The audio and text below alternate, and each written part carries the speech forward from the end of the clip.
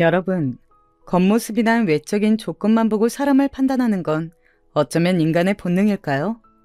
우리 사회가 겉모습보다 그 사람 내면의 본모습을 더 중시한다면 이 세상은 적어도 지금보다는 훨씬 더 살기 좋은 세상이 될 텐데 말이죠. 갑자기 뜬금없이 무슨 얘기냐고요?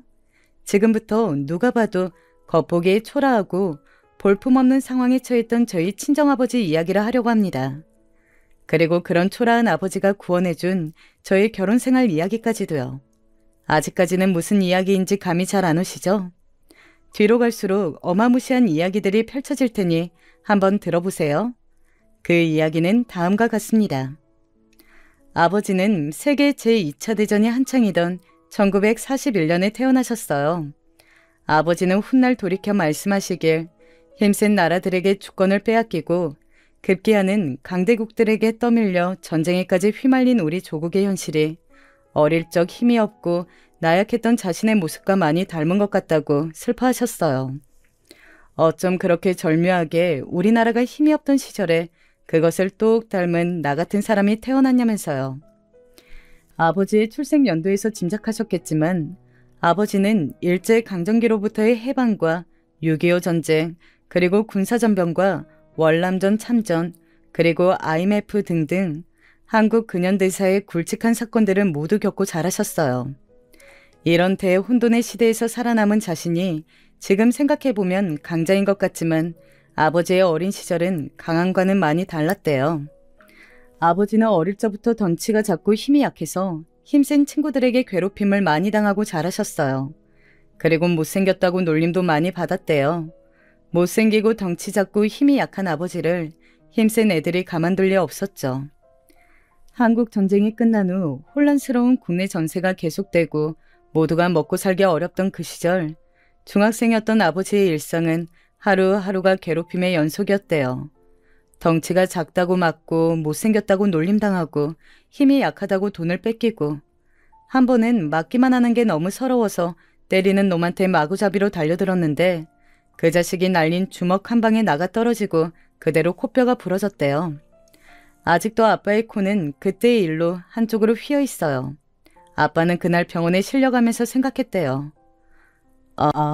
내가 가진 힘으로는 힘센 사람을 도저히 이길 수 없구나. 나같이 작고 약한 사람은 평생을 당하고만 살아가야 하는구나. 그때가 중학교 2, 3학년쯤이었다고 하는데 이제 막 사춘기가 된 아이가 깨달은 세상치고는 너무 참혹하지 않나요? 작고 연약하고 볼품없는 외모를 지닌 아버지가 세상을 살아가기엔 너무도 힘겨웠대요. 그래서 아버지는 그때부터 열심히 공부만 하셨어요. 힘이 약한 자기가 이 세상에서 살아남는 방법은 열심히 공부해서 성공하는 방법밖에 없다고 생각하셨대요. 그렇게 아버지는 이름만 대면 누구나 알만한 명문 대학에 입학을 하셨고 그날로 온 집안은 잔치가 났죠. 신기하게도 좋은 대학에 들어가고 나니까 처음 통선명할 때만 해도 아빠의 볼품없는 외모에 약간 무시하는 듯한 태도를 보이던 사람들이 아버지가 나온 대학을 얘기하면 태도가 바로 달라지더래요. 그래서 지금 돌이켜보면 철이 없지만 아버지도 그때는 어렸으니까 은근슬쩍 학벌을 자랑하기도 했다고 해요. 아버지의 그런 조건을 보고 다가오는 여학생들과 데이트도 해보고요. 그러다가 어느 순간 회의감이 들었대요. 나를 어릴 적 괴롭히던 애들이 가진 것도 힘이었다면 내가 가진 이 학벌이라는 것도 일종의 힘이다. 내가 이것을 과시하고 산다면 나를 괴롭히던 그 못된 놈들이랑 다를 게 무엇일까 하는 생각이 들면서 이제 허세는 그만 부리고 열심히 공부해서 쌓아온 이 지식으로 좀 더 의미 있는 사회적 성공을 이루고 싶다고 생각하셨대요. 그렇게 아버지는 다시 시작하는 마음으로 군대에 입대하셨어요. 얼른 군복무를 마치고 졸업을 해서 자기 사업을 하시겠다면서요. 앞서 말씀드렸듯이 아버지가 군복무를 하시던 시절엔 그 유명한 베트남 전쟁 파병이 있던 때였습니다. 아버지가 있던 부대 역시 파병에 나설 인원을 모집하였는데 어릴 적 괴롭힘만 당하고 살았던 아버지는 어릴 적 연약하기만 했던 자신이 지금은 어려움에 처한 나라에게 도움을 줄 수 있는 가치 있는 사람이 될 수 있겠다는 기대감에 뒤도 안 돌아보고 파병을 지원하셨대요. 그렇게 파병된 베트남 땅은 기대했던 현실과는 많이 달랐다고 합니다. 파병 후 며칠이 지나고 항구에서 부대로 이동하는데 베트콩 게릴라군이 나타나서 기관총을 쏘아대고 수류탄을 날리는가 하면 겁먹은 아군이 마구잡이로 쏜 총알에 동료가 맞기도 했대요. 어디 그뿐인가요? 베트남의 밀림의 위해 사건에 비하면 3배쯤 더 무서웠대요. 특히나 야간에 밀림을 행군할 때는 어디서 나타날지 모르는 게릴라군의 습격에 대비하여 40kg이 넘는 군장을 메고 후레쉬도 켜지 못하고 촉촉한 밀림을 지나와야 했던 적도 있고, 그러다 보면 커다란 뱀도 한 번씩 마주치는데 전우들 사이에선 야, 너 뱀이 무섭냐 베트콩 놈들이 무섭냐 하는 말이 늘 오갔다고 해요. 그럴 때마다 아버지는 야, 베트콩이 비암이라고 쏴 죽이면 그만이지만 나는 오늘 보급이 안 올까가 제일 무섭다 라고 대답하셨다고 해요. 실제로 보급료가 공격을 받아 3일이 넘게 보급을 받지 못해 다 같이 굶은 적이 있는데 이미 한국전쟁의 참상을 겪어보신 아버지는 그 3일만 생각하면 아직도 몸살이 난다고 하셨어요.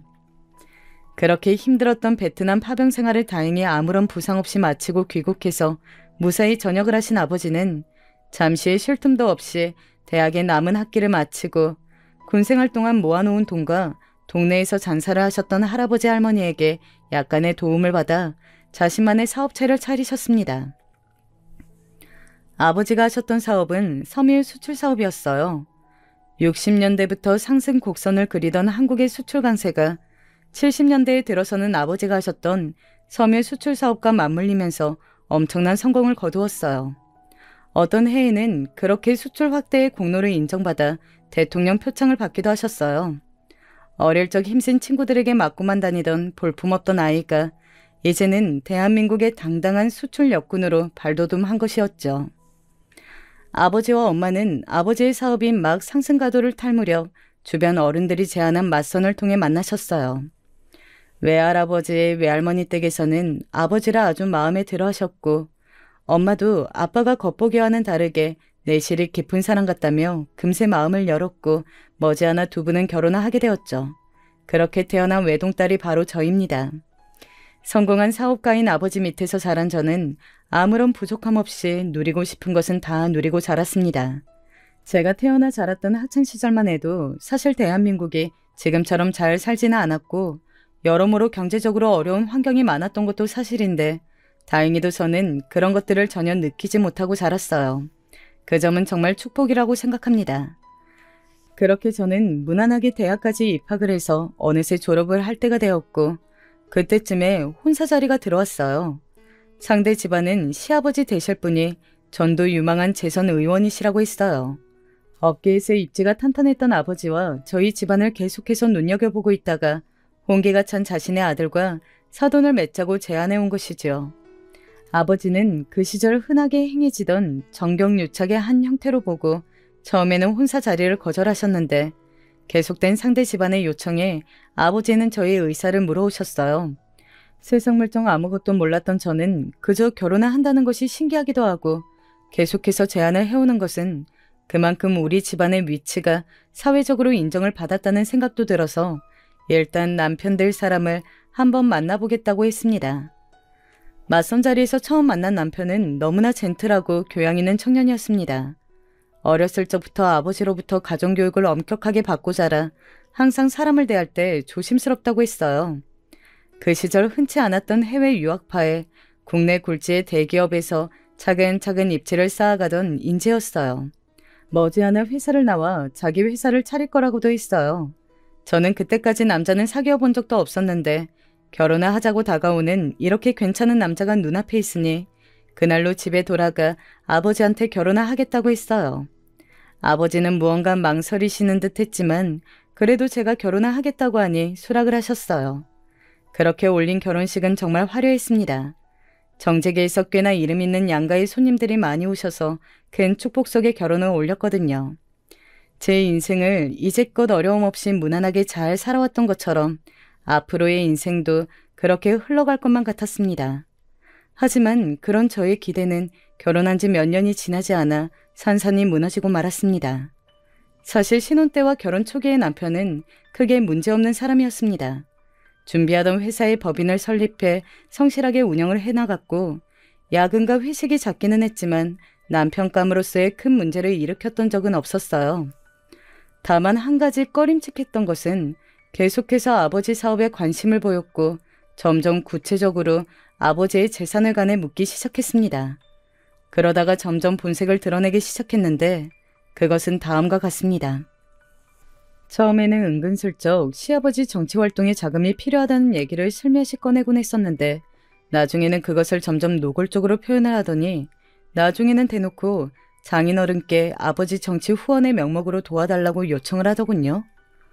저는 이 사람이 이러려고 나랑 결혼을 한 걸까 하는 불쾌한 생각이 들었지만 그래도 남편인데 그 정도 도움 요청은 아버지에게 해볼 수 있을 것 같아서 아버지께 사실 그대로를 전달했습니다. 그러나 아버지는 이제야 올 것이 온 것 같다며 긴 탄식을 내뱉었습니다. 사실 시아버지는 남편을 통해서가 아니고서도 이래저래 은근슬쩍 아버지에게 그런 요청을 저모르게 해오셨었나 봐요. 아버지는 그런 요구들을 잘 돌려 거절하다가 이제는 딸인 저를 통해서까지 전달을 받게 되니 이제야 올 것이 왔다고 말씀을 하신 거예요. 아버지는 제게 연신 미안하다는 말씀만 하시면서 방법을 찾아보겠다고 했어요. 미안하다 내 딸. 아빠가 미안해. 아빠가 힘이 없어서 정말 미안해. 저는 미안해하시는 아버지를 보며 마음이 편치는 않았어요. 아버지는 이때가 유난히 힘들었던 건 돈을 마련하고 전달을 하는 일보다 어릴 적 힘센 친구들에게 괴롭힘을 당하던 트라우마가 떠올라서였다고 했어요. 어린 시절 내내 작고 약하다는 이유로 괴롭힘만 당하다가 이제는 당신도 사회에서 자리를 잡은 만큼 성공해서 남부럽지 않게 살고 있고 귀하게 키운 딸 자식도 시집 보내놓았으니 인생의 숙제는 다 이룬 것 같다고 여기셨었대요. 더 이상 힘이 없고 초라하다고 하여 괴롭힘을 당하는 삶을 살지 않아도 될 것이라고 생각했다면서요. 그런데 다시 한번 힘이 있는 사람의 강압적인 요구에 굴복해야 하는 순간이 다가왔으니 아버지가 어린 시절을 다시 상기하며 얼마나 괴로워하셨을지 상상이 가시나요? 그것도 다른 먼 관계의 사람도 아닌 사돈댁으로부터요.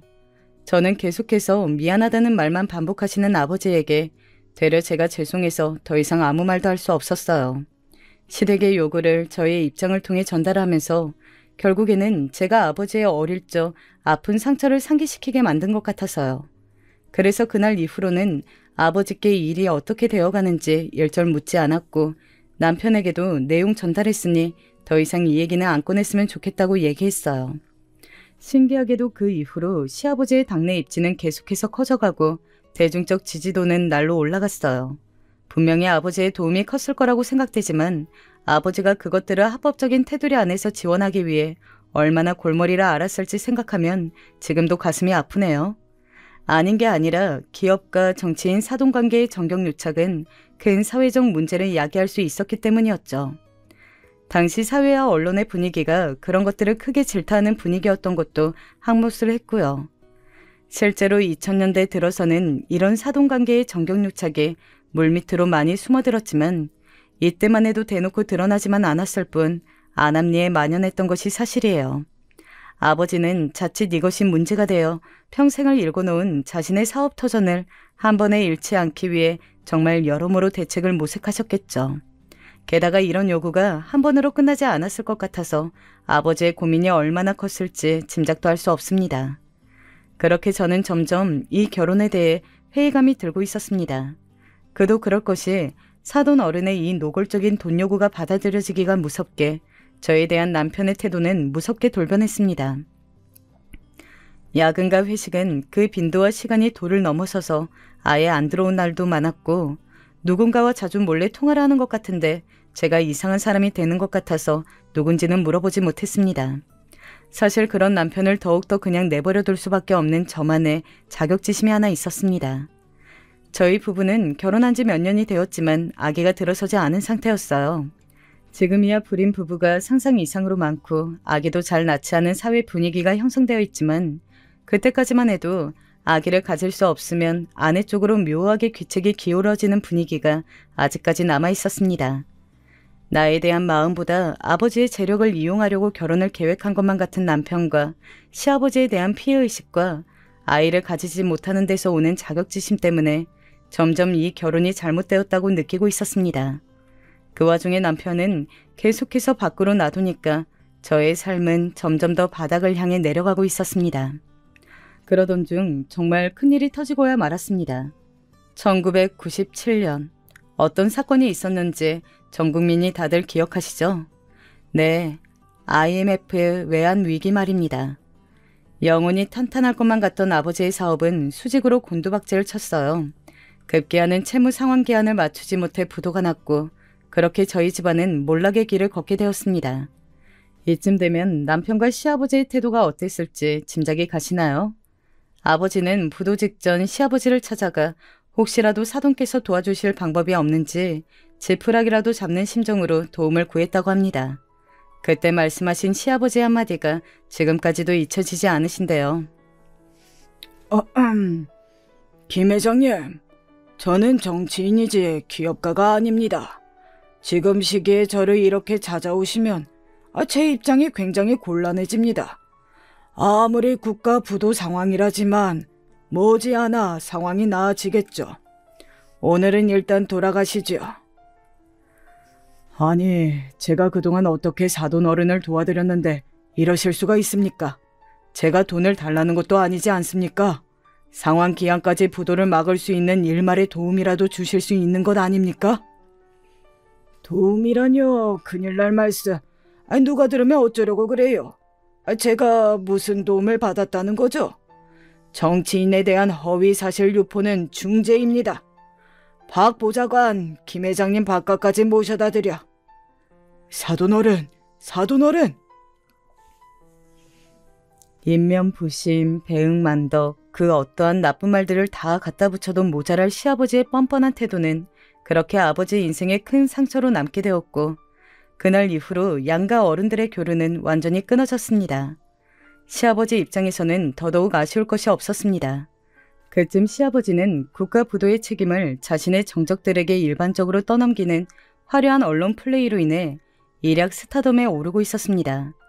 국가적 대위기 사태 이후 정권이 한번 바뀐 이후라 상대 진영에 대한 네거티브 전략이 극단에 달해 있었던 상태였기 때문에 언론을 잘 이용하던 시아버지는 그 틈을 타서 자신의 입지를 잘 다져가고 있었던 것이죠. 그런 시아버지가 이제는 다 망한 사업가를 굳이 돌볼 필요가 없었을 테죠. 그 사업가가 자신의 사돈이어도 말이죠. 아버지는 서두에 말씀드렸던 이 사회가 보기에 아무런 볼품이 없는 사람으로 전락을 한 거예요. 더 슬펐던 것은 그날 이후로 남편의 횡포는 더더욱 심해졌습니다. 술 먹고 늦게 들어와서는 밥도 안 차려놓았다면서 물건을 집어 던지곤 했습니다. 저에게는 애도 못 낳은 주제에 지혜비 망하니까 아무짝에도 쓸모없는 게? 이라며 심하게 모욕적인 욕설을 퍼부었습니다. 야, 내가 너 맛이 없어서 밖에서 다른 언니들이랑 좀 놀다 왔다. 뭐 불만 있냐? 어? 이미 부부 관계는 하지 않은 지 오래였고 제가 아기를 가지지 못했기에 남편의 저런 치욕스러운 말에도 묵묵히 참아야만 했습니다. 아버지는 부도가 난 이후 투자자들에게 집단 형사 고소를 당해서 끊임없는 검찰 조사와 재판으로 몸과 마음이 많이 쇠약해진 상태였습니다. 급기야는 구치소에서 쓰러지셔서 구속 집행정지가 되어 잠시 본가에서 요양 중이셨습니다. 인생의 가장 바닥을 쓸고 있던 아버지와 저는 통화만 하면 서로 수화기 너머로 펑펑 울었습니다. 하루는 건강이 염려되어 반찬이랑 음식들 좀 해서 갖다 드릴 겸 통화를 하고 있었는데 남편이 그것을 듣고는 다가와 다짜고짜 전화를 뺐더니 분명히 수화기 너머로 아버지가 듣고 있는 것을 알면서도 야, 너 지금 니네 애비한테 전화하면 우리 아버지 입장 곤란해지는 건 몰라? 어? 아, 진짜 무식해가지고 하여튼. 이러더니 자기가 수화기를 바꾸고는 아이고, 우리 장인어른 고생이 많으시죠? 죄송하지만 지금 따님이랑 통화는 좀 어렵겠습니다.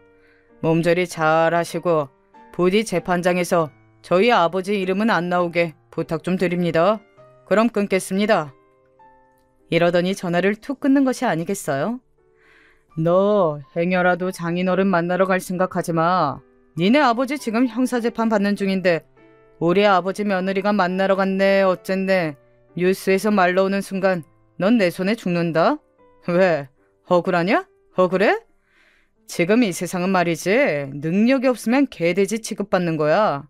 그런데도 내가 꼬박꼬박 장인어른으로 대답해주는 것도 고맙게 생각해. 알았어?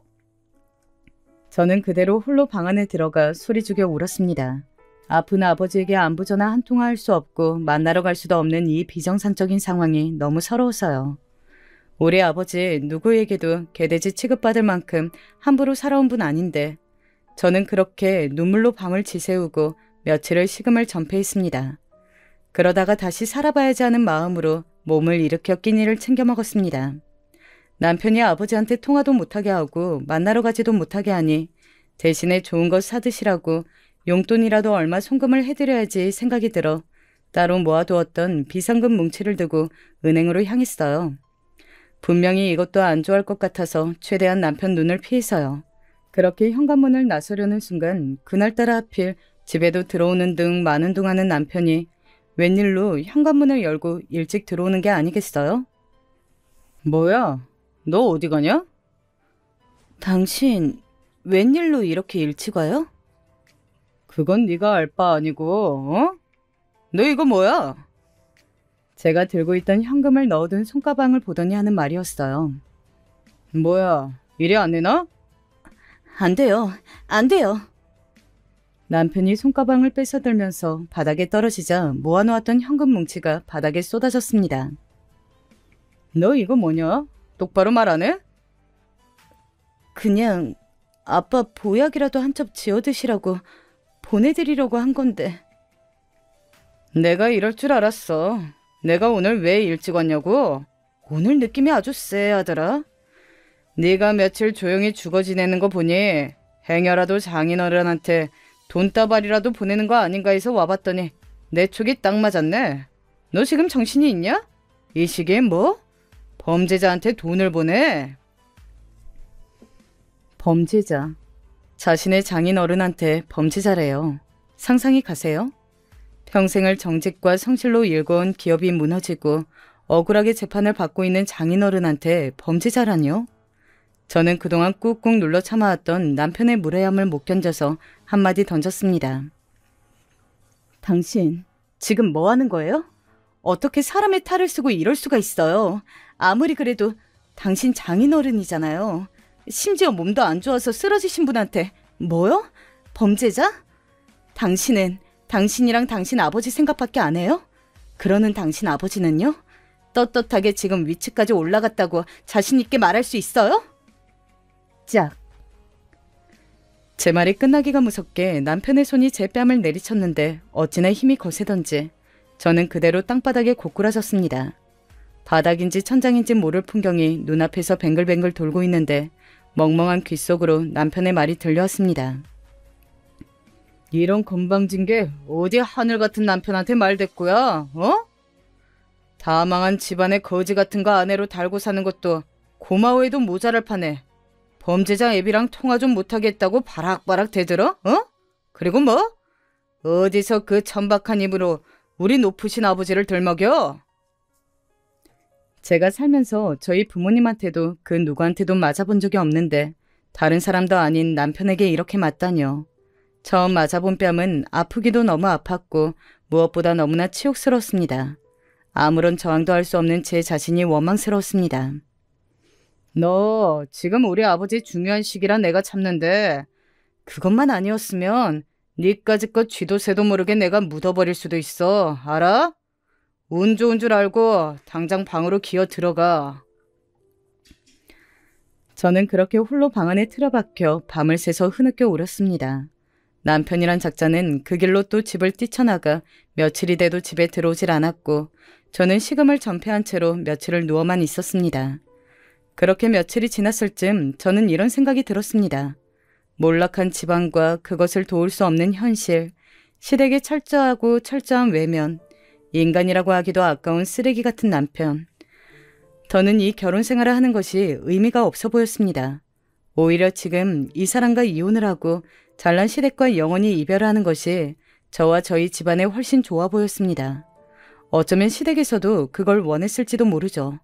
이제는 망해서 아무런 힘도 재력도 그리고 쓸모도 없는 사돈 집안이 하루가 다르게 입지를 다져가는 유력 정치인에게는 오히려 걸림돌이라고 생각했을 테니까요. 거기에다 아이도 없었으니 저는 더 이상 이 집안에 어떠한 책임도 남아있지 않았습니다.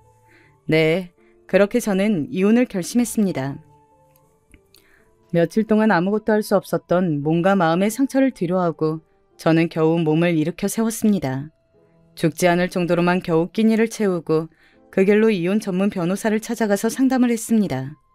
변호사님도 일방의 귀책이 이렇게 분명할 경우에는 순조롭게 재판이 진행이 될 수 있을 것이라고 하였습니다. 앞으로의 절차와 필요한 서류 등의 안내를 받고서는 다시 집으로 돌아오는 길에 아버지에게 몰래 전화를 드렸습니다. 아빠, 몸은 좀 어때? 밥은 잘 챙겨 먹어? 아빠는 괜찮아. 아빠는 잘 이겨낼 거야.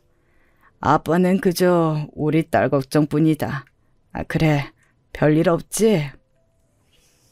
아빠, 나 이혼하기로 했어.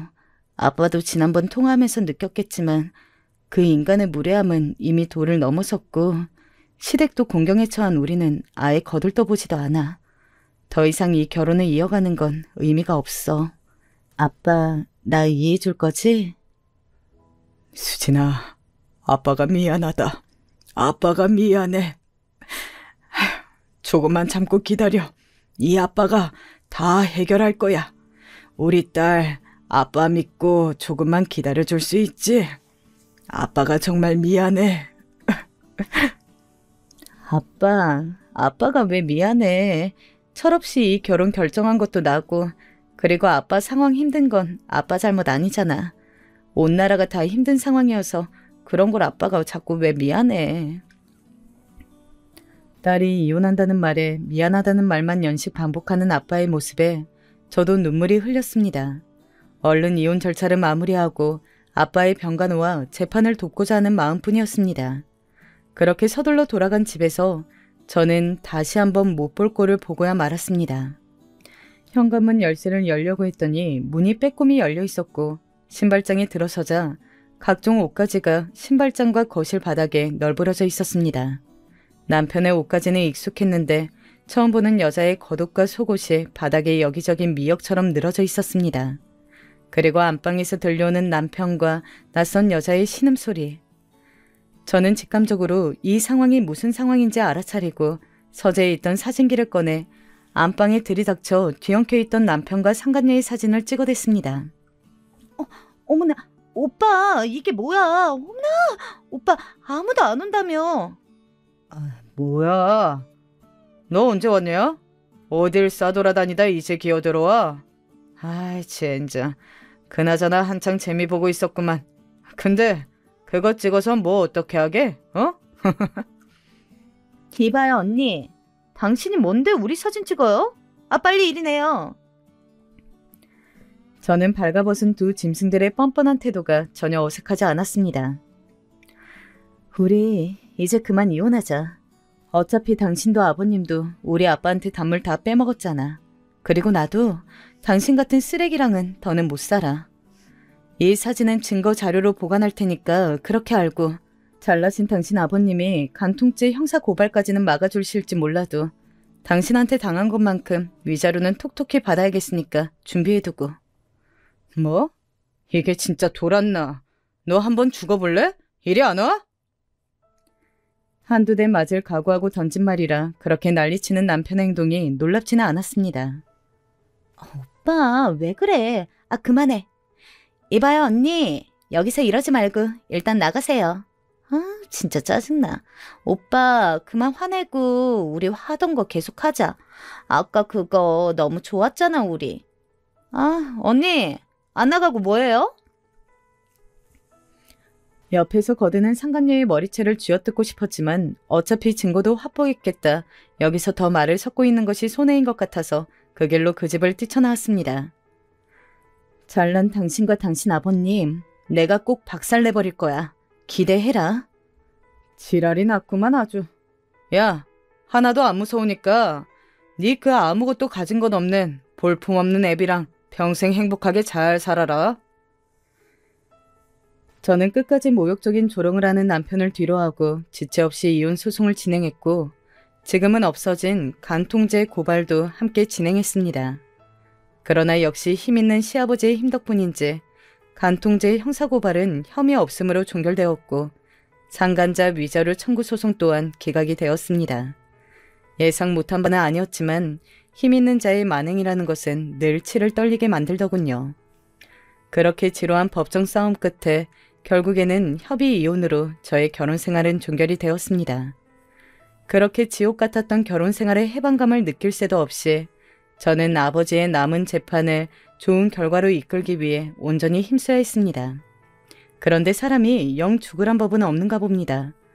어느샌가 아버지의 재판이 일사천리로 진행이 되더니 그동안 아버지가 받았던 모든 혐의가 무죄로 판결을 받고 아버지는 완전한 자유의 몸이 되었습니다. 재판을 승소하고 뛸 듯이 기뻐하던 저와 엄마와는 다르게 아버지는 왠지 결과를 예상이라도 했던 것처럼 의외로 침착하셨습니다. 아빠, 정말 축하드려요. 이제 우리 가족 완전히 다 자유의 몸이에요. 제가 뭐라도 해서 아빠, 엄마 먹여 살릴 테니까 이제 아빠는 편히 쉬세요. 그래요. 여보, 정말 고생 많았어요. 우리 이제 당신이랑 수진이랑 나 앞으로 편안하게 살 생각만 합시다. 정말 고생 많았어요. 아버지는 묵묵히 옅은 미소를 띄우시며 엄마와 저를 안아주셨습니다.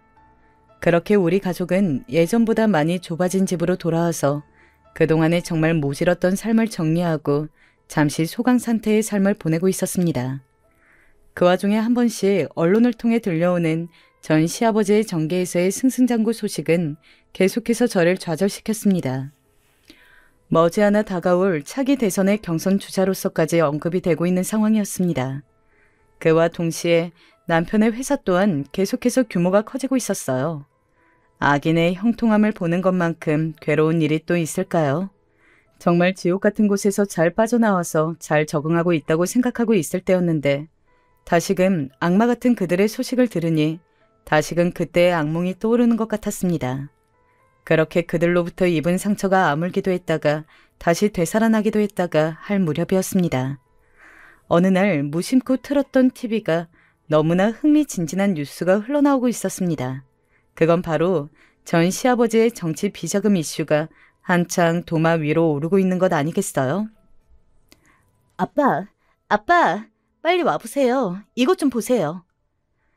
아버지는 묵묵히 그 뉴스를 바라보더니 제게 말씀하셨어요. 수진아, 드디어 때가 온 것 같다. 네? 때라뇨? 무슨 때요? 나랑 같이 갈 데가 있다. 얼른 따라서 오너라. 네? 어디를요? 가면 알게 되어 있어. 얼른 와. 그렇게 영문도 모르고 아버지와 함께 간 곳은 어느 고급 일식집이었습니다. 입구에 들어서자 아버지의 이름으로 예약이 되어 있는 룸으로 안내를 받았습니다. 아빠, 여기는 갑자기 왜? 잠깐 기다리고 있어봐. 그렇게 10여 분쯤 지났을까요? 우리가 있던 룸의 문이 드르륵 열리더니 한 남성이 들어오는데요. 세상에, 이름만 대면 알만한 거물급 정치인이었습니다. 아, 늦어서 죄송합니다, 김 선생님. 따님도 와 계셨군요. 말씀 많이 들었습니다. 아, 네. 아빠, 이게 무슨 상황이야, 지금? 수진아, 지금부터 우리가 하는 얘기 잘 듣거라. 지금부터 이분과 함께 너의 전 시아버지 그 인간과 너의 전 남편을 무너뜨릴 거다. 네? 그게 도통 무슨 말씀이세요? 오늘 뉴스에서 나온 그 사람의 비자금 관련 이슈는 시작에 불과해. 오늘 그 뉴스는 의원님 쪽에서 심어놓은 사람이 의도적으로 흘린 거다. 의원님은 이 뉴스가 나는 그날이 바로 작전을 시작하는 날이라고 하셨어. 그래서 오늘 우리가 이 자리에 모인 거다. 의원님과 아빠가 그동안 모아온 모든 증거들로 차근차근 너의 전 시아버지와 전 남편을 무너뜨릴 거다. 김 선생님께서 따님께 직접 설명을 해주시는 것이 오해가 없을 것 같으니 그렇게 하시지요. 편의상 이 의원님을 A 의원님이라고 할게요. A 의원님과 아버지를 통해 듣게 된 사실은 가히 충격적이었습니다. 그 대략의 내용은 바로 이렇습니다. 아버지가 전 시아버지에게 전달했던 정치자금, 아버지의 회사의 부도, 저의 이혼, 그리고 오늘 뉴스에 뜬 전 시아버지의 비자금 뉴스까지 모든 것이 계획되어 있었던 것이었습니다. 이게 무슨 상황인지 여러분도 잘 감이 안 오시죠? 이 이야기는 제가 결혼을 한 지 얼마 되지 않은 때로 거슬러 올라갑니다. 결혼식이 끝나고 얼마 지나지 않아 아버지에게 어떤 검은 양복을 입은 사람이 다가오더니 편지 한 장을 주고 가더래요. 그 편지에는 이렇게 쓰여 있더랍니다. 선생님과 따님이 지금 매우 위험한 상황입니다. 자칫 기업과 정치인 사돈 관계의 정경유착으로 인해 선생님이 위험에 처할 수 있고 무엇보다 따님의 안위가 가장 시급합니다. 아버지는 처음에는 그냥 장난을 치는 사람인 줄 알았대요. 그런데 정경유착이나 국가보안법 운운하는 것을 보니 적어도 우리 집안이나 사돈댁에 대해서 무언가 알고 있는 사람 같아서 일단 마음에 담아두었다고 해요. 그렇게 며칠이 지나지 않아 이번에 다시 그때 그 검은 양복을 입은 사람이 길 가던 아버지에게 슬며시 다가오더니 잠깐 저희와 함께 가시죠. 선생님의 안전은 저희가 보장드립니다. 하면서 고급 세단에 태우더랍니다. 아버지는 그 상황이 무섭긴 했지만 제가 위험할 수도 있다는 말이 계속 마음에 걸려 일단 따라 나섰다고 해요. 그렇게 도착한 모처에는 이 A 의원님이 있었다고 합니다. 반갑습니다. 많이 놀라셨을 텐데 제가 차근차근 설명드리죠. 네. TV에서 많이 뵀습니다. 도대체 저에겐 무슨 용건으로? 선생님의 사돈이 되는 그 의원은 현재 여러 정치 비자금 및 선거법 관련 위반, 그 밖에 각종 형사법 위반의 정황이 의심되고 있는 상황입니다. 그리고 이 사실은 저 포함 당내 소수의 의원들만 그 사실을 알고 있어요. 다만 증거 확보가 잘 되지 않아 수사에 난항을 겪고 있다고 하더군요. 워낙에 이미지 메이킹과 언론 플레이에 능하기 때문에 증거 확보가 쉽지 않습니다. 그래서 선생님께서 도와주시면 그 의원도 영원히 정계에서 떠나보내고 따님도 안전하게 다시 아버지 품으로 돌아올 수 있게 해드릴 수 있습니다. 뭐라고요? 이게 지금 무슨 상황인 거죠? 사돈댁이 정계 은퇴하는데 도와달라뇨? 아니 그것보다 사돈댁과 당신은 세상이 다 아는 정적 관계 아닙니까? 제가 당신에게 정적 제거의 도구로 이용당하는 것으로밖에 여겨지지 않습니다만 어차피 당신도 얼마 남지 않은 대선 전국에서 이점을 차지하려는 거 아닙니까? 충분히 그렇게 생각하실 수 있습니다. 정치인은 절대 자신에게 이득이 되지 않는 행동은 하지 않으니까요. 정적 제거, 틀린 말은 아니기 때문에 부정은 하지 않겠습니다. 그런데 그 정적이요. 이 나라의 수많은 불법한 세력과 결탁이 되어 있고 갈수록 그 입지와 세력이 더욱더 견고해져 가고 있습니다. 그런 사람이 이 나라의 실권을 잡게 되면 이 나라 꼴이 어떻게 돌아가겠습니까? 만일 그러한 일을 미연에 방지하기 위해 정적을 제거해야 한다면 저는 몇 번이라도 더 정적을 제거할 것입니다. 무엇보다도 따님의 안정도 지켜야 하지 않겠습니까? 정치인들이 자기 이득을 설명하면서 그것이 국민을 위한 일이라고 주장하는 것은 하루 이틀 일이 아니니까 놀랍지는 않습니다만 자꾸 제 딸의 안전을 말씀하시는데 제 딸이 지금 어디가 어떻게 위험하다는 겁니까? 따님과 결혼한 그 정치인의 아들, 오래전에 살인 혐의를 받은 적이 있어요. 언론에 발표는 나지 않은 사건이지만 금방 무혐의로 풀려났고 얼마 지나지 않아 유학을 떠났어요. 그게 사실인지 아닌지는 이제 아무도 모릅니다. 증거가 영원히 사라졌기 때문이에요. 하지만 분명한 건 평소의 행실이 좋지 않고 공격적인 성향이 강해 중고등학교 시절에도 여러 말썽을 일으켰어요.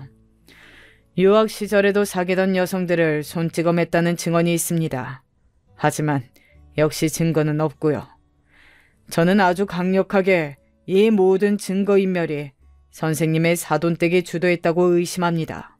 이쯤 되면 저의 당리당략 때문이 아니라 따님의 안전을 위해서라도 저의 손을 잡아주셔야 하지 않겠습니까? 머지않아 그 아들의 공격성이 따님에게로 드러날 텐데요. 너무나 엄청난 얘기를 들은 아버지는 그 자리에서 바로 손이 덜덜 떨렸다고 해요. 저도 이 대목을 듣는데 제가 정말 엄청나게 위험한 사람이랑 결혼을 했었다는 사실에 등줄기에 식은땀이 흘러내렸습니다.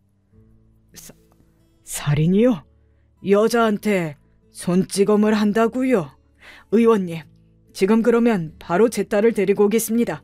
바로 이혼을 시키든지 할게요. 의원님 일은 그 다음에 돕든지 하겠습니다. 선생님의 지금 그 다급한 마음 충분히 이해합니다. 그러나 지금은 따님을 데려오거나 이혼시킬 아무런 명분도 없거니와 따님은 아무것도 모르고 계신 상황이라 더 설득력이 없을 거예요. 게다가 지금 그렇게 섣불리 움직이시면 사돈댁 의원의 의심만 사게 될 겁니다.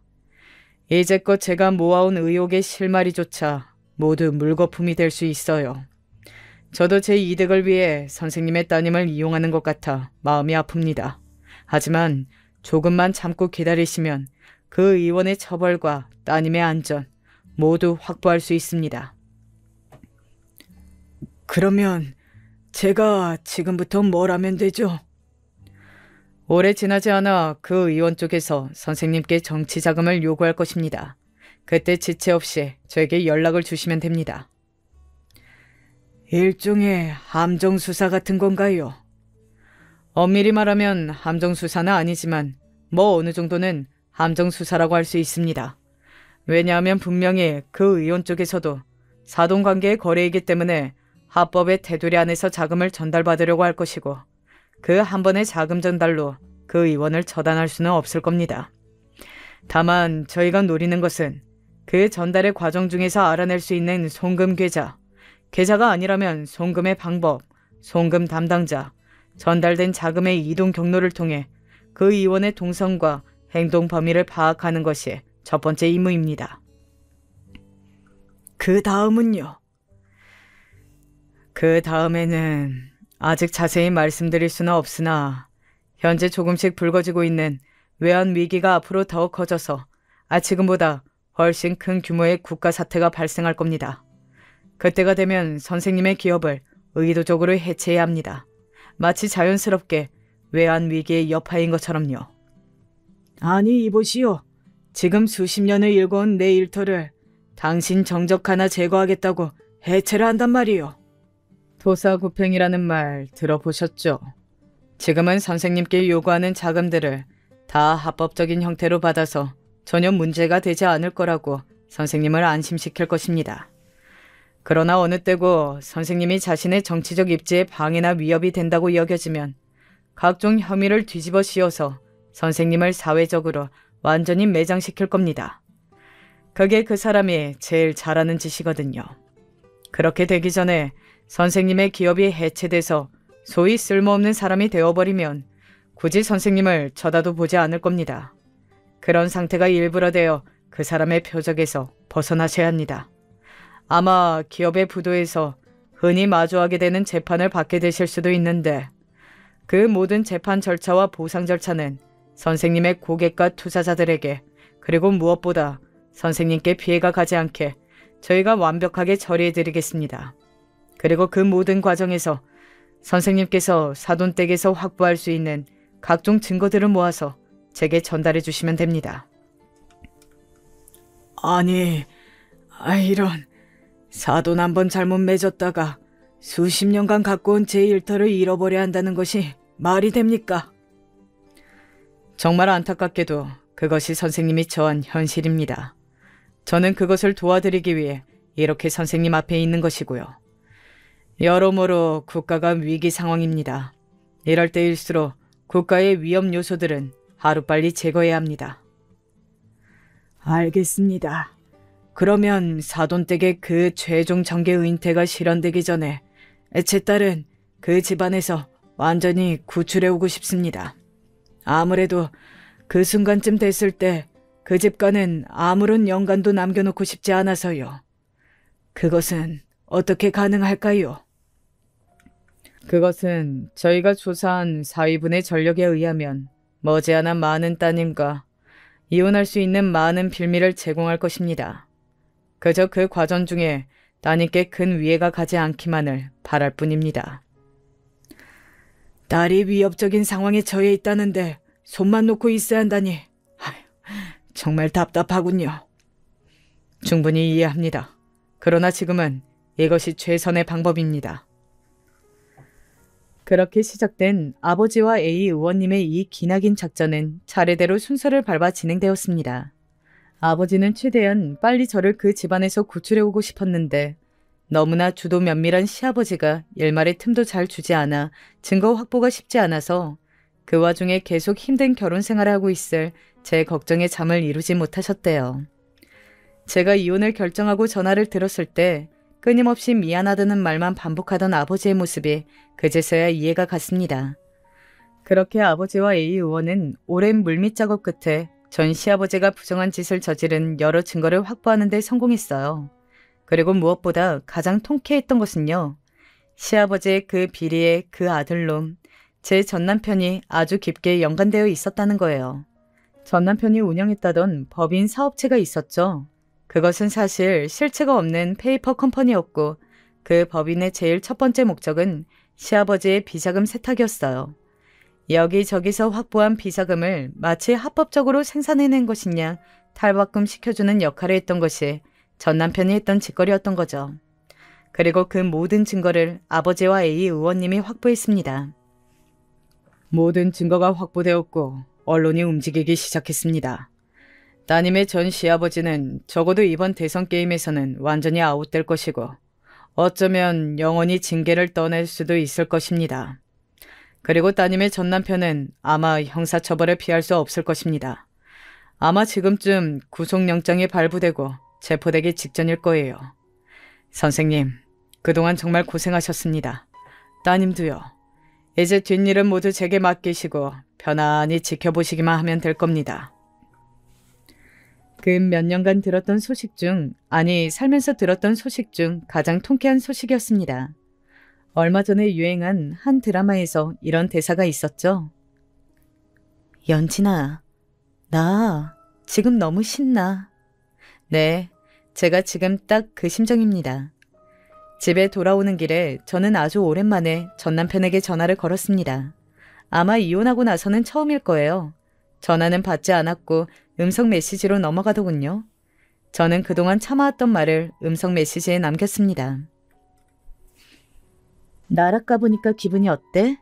네 잘난 애비도 정치 생명 이제 끝났고 우리 아버지 보고 범죄자라고 조롱하더니 너가 이제 범죄자가 됐네? 이 모든 선물을 누가 준비했을 것 같아? 바로 너가 개돼지라고 멸시하던 우리 아빠가 선사해 준 거야. 이 개돼지만도 못한 쓰레기 새끼야. 그리고 너가 딴 년이란 뒹굴던 그 사진 아직 기억하지? 그거 신문사에 보냈는데 아마 예쁘게 잘 나올 거야.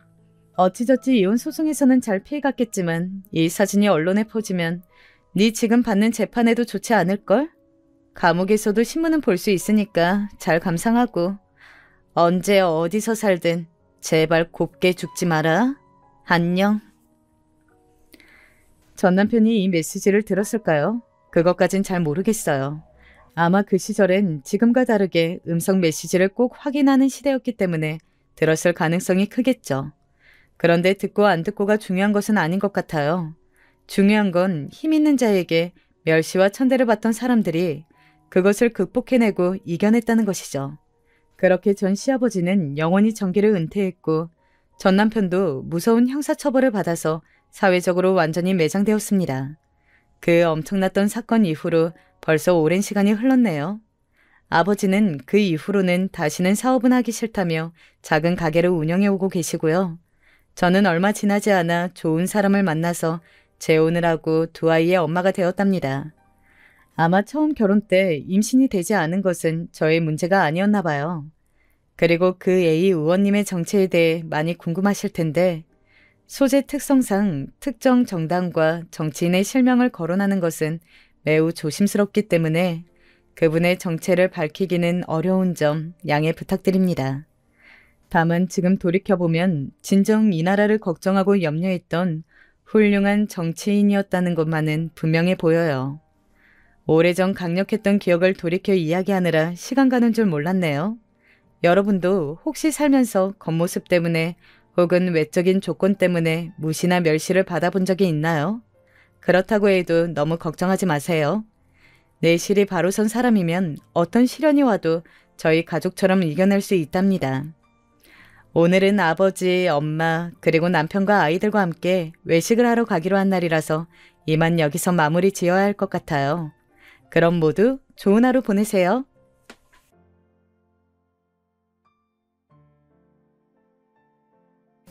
안녕하세요. 이제 30이 다 되어가는 직장인입니다. 취업이 어렵다고 들었는데 저 역시 한참 동안 취업이 안 돼서 고생하다가 최근에 직장을 들어가게 됐죠. 근데 그 직장에서 정말 상상치도 못한 일이 벌어졌습니다. 정말 사람 인연이라는 게 무시해서는 안 되는구나 라는 걸 느꼈던 사건이었어요. 부족한 글솜씨지만 모쪼록 잘 봐주셨으면 좋겠습니다. 저는 아주 어렸을 때부터 외할머니 손에서 자랐어요. 몇 살부터인지는 기억도 나지 않습니다. 그냥 기억이라는 게 존재하는 어린 시절부터 생각을 해보면 제 주변에는 엄마랑 아빠 대신 외할머니가 있었죠. 지금은 돌아가신 상황이고 어릴 적 저를 돌봐주신 것은 맞지만 저는 외할머니와 사는 것을 단 하루도 좋아해 본 적이 없습니다. 왜냐하면 외할머니는 저를 많이 혼내기도 하셨고 매일같이 욕을 하셨거든요. 무슨 말인지 알아듣지도 못하는 어린 시절부터 은연중에 할머니가 하는 말이 좋지 않은 내용이라는 걸 알았기 때문에 저는 한 집에 있으면서도 최대한 외할머니를 피하기 위해 애를 썼습니다. 저희 부모님은 제가 애기였을 때부터 헤어져서 살았다고 해요. 그리고 그 이후로 엄마는 새로운 남자를 만나서 결혼하고 그 집에서 사느라 저를 외할머니에게 맡길 수밖에 없다고 했죠. 사실 원망스럽지 않다면 거짓말입니다. 그래서 지금도 엄마랑 사이가 그렇게 좋지 않아요. 의무적으로 주에 한두 번씩 연락을 하곤 있지만 바쁘다는 핑계로 일부러 연락을 안 한 적도 있고 그랬죠. 그리고 엄마도 저한테 굳이 먼저 연락하는 편이 아니었어요. 서로가 은연중에 알고 있었죠. 일반적인 엄마 자식 사이처럼 애틋한 관계는 아니라는 걸요. 저한테는 그저 저를 낳아주신 분이지 막 사랑한다거나 고맙다는 감정이 느껴지지 않는 그냥 아무 감정이 없는 혈연관계고 엄마 역시 저를 그 정도로 생각하실 겁니다. 본인 배 아파서 낳긴 했지만 그렇게 정이 안 가는 딸 정도로요. 연락도 그렇게 자주 하지 않는 편이었는데 얼굴이라고 자주 보겠습니까? 1년에 한두 번 보면 정말 많이 본다고 할 수 있었어요. 어느 때는 1년 동안 단 한 번도 못 보던 때도 있었죠. 사실 얼굴을 안 본다고 해서 슬프거나 하진 않았어요. 저는 오히려 얼굴을 안 보는 게 더 좋았습니다. 너무 어렸을 때부터 엄마는 저한테 없는 존재나 다름없었기 때문에 오히려 엄마 얼굴을 보는 날이 더 어색했어요. 솔직히 엄마라고 부르기도 힘들었죠. 그러면 아빠는 어딨냐고요? 사실 엄마보다 더 얼굴을 못 봤던 사람이 아빠였어요. 저는 이야기만 전해 들었는데 아빠가 어떤 여자랑 바람이 나서 저랑 엄마를 버리고 도망갔다고 하더라고요. 어차피 곁에 없는 거 별로 알고 싶지 않았지만 외할머니가 매일같이 그 이야기를 하면서 아빠 욕을 했던지라 원하지 않아도 자연스레 알게 되었습니다. 매일은 아니지만 어쨌든 저랑 종종 연락도 하고 얼굴도 보는 엄마가 저를 외면하고 본인의 삶만 중요시하며 사는 것도 원망스러웠지만 저한테는 아빠 역시 증오스럽게 마찬가지였죠. 이럴 거면 나를 왜 낳았는지에 대한 생각도 했고 가끔 엄마랑 아빠랑 셋이서 오순도순 사는 꿈을 꾸다가 깨면 현실은 전혀 그렇지 않다는 생각에 너무 속상해서 다시 잠들지 못하고 엉엉 운 경험도 많습니다. 그렇게 저를 둘러싼 현실이 저에게 다정하지 않다는 걸 깨닫게 된 이후 제가 할 수 있는 것은 공부뿐이었어요. 하루빨리 외할머니로부터 벗어나서 저 혼자만의 삶을 찾고 싶었죠. 외할머니는 제가 커가니까 점점 저한테 많은 것들을 바랐습니다.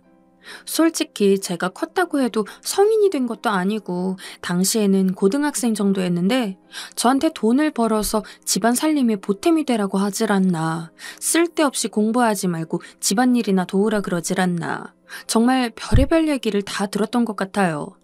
솔직히 외할머니라도 저를 좀 더 다독이고 위로할 줄 아는 분이었으면 이렇게까지 부모님이 없는 것에 대해 원망이 심하진 않았을 것 같아요.